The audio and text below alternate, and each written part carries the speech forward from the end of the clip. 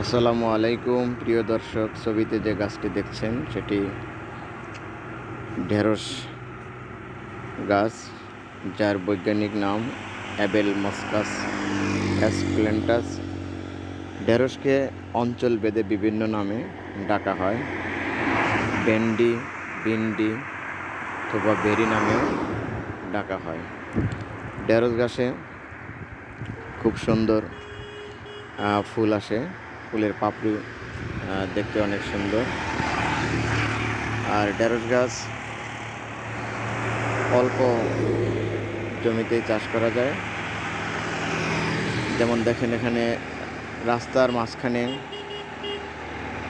অনেকগুলা ঢেঁড়স লাগিয়ে রাখছে। ঢেঁড়স সবজি হিসাবে খাওয়া যায়।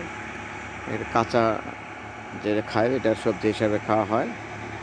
ঢেঁড়স হলে যে ঢেঁড়সের অংশটা থাকে সেটা ভিতরে থাকে অনেকগুলো বিচি থাকে, পাশাপাশি এর মধ্যে থাকে রসালো পদার্থ থাকে, যেটা আমাদের খাওয়ার পরে হজমে খুব সহযোগিতা করে।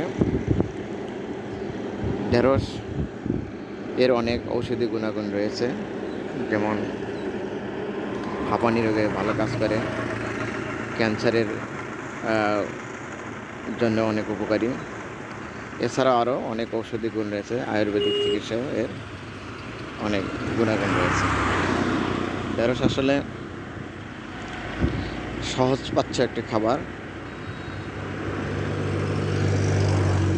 দেখেন, অনেকগুলো ঢেঁড়স লাগা আছে অল্প জমিতে।